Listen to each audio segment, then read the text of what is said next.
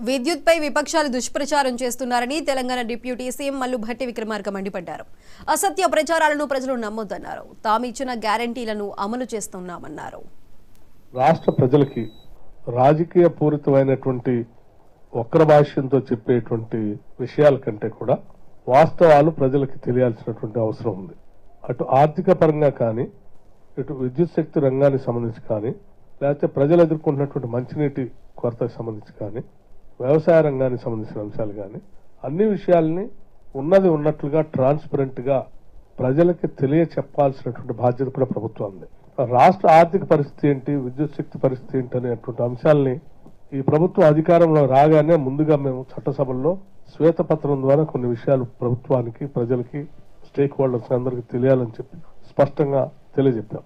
తెచ్చుకున్న తెలంగాణ రాష్ట్రానికి ప్రత్యేకంగా నిధులు వస్తే తప్ప ఇక్కడ ఉన్నటువంటి ఆర్థిక వనరులు కానీ, సహజ వనరులన్నీ కూడా సక్రమంగా వాడుకుంటే తప్ప మనం ఏ కోరికతో అయితే కొట్లాడి తెచ్చుకున్నామో ఆ కోరికలను సాధించలేమని చెప్పేటువంటి ఆలోచన ఉన్న ప్రక్రియలో పెద్ద ఎత్తున మేము నిధులు వచ్చినాయని ఓ పక్కన ప్రచారం జరుగుతోంది కేంద్రం నుంచి. ఇంకో పక్కన ఆర్థిక వనరుల్ని, సహజ వనరుల్ని అద్భుతంగా వాడాం మేము అని ఇంకో పక్కన ప్రచారం జరుగుతోంది. మరి ఇవన్నీ నిజమా కాదా, రాజకీయాలు పక్కన పెడదాం, కానీ వాస్తవాలైన ప్రజలకు తెలియాలి కదా. తెలిస్తే కదా మనం ప్రణాళిక చేసుకుని భవిష్యత్ తరాలకి మన రాష్ట్రాన్ని ఈ స్థితిగతులను ఏ రకంగా అందించగలం అనేది తెలియజేది.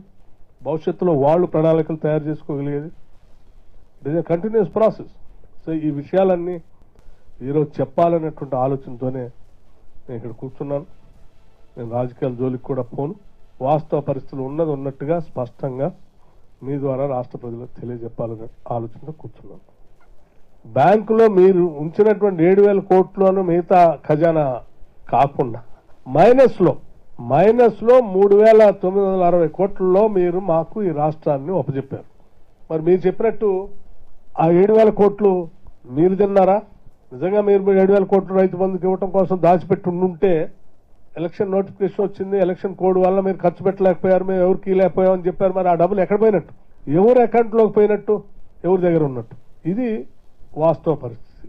ఇలా ఉంటే ఈ వాస్తవ పరిస్థితిని కప్పిపుచ్చుతూ మేము 7,000 కోట్లు ఉంచాం, చాలా బ్యాలెన్స్ ఇచ్చామని చెప్తా ఉన్నారు.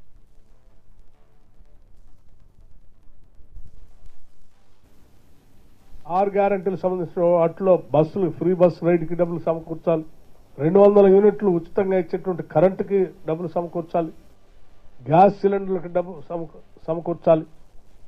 మీరు గతంలో పెండింగ్ పెట్టిపోయినటువంటి బిల్లులు, సరే కాంట్రాక్టుల బిల్లుల గురించి మరొకసారి మాట్లాడతా, అవి కాకుండానే మధ్యాహ్న భోజనం పెట్టేటువంటి ప్రభుత్వ పాఠశాలలో పెట్టేటువంటి పిల్లలకు పెట్టే బిల్లులు కూడా నెలల తరబడి పెండింగ్ పెట్టిపోయారు.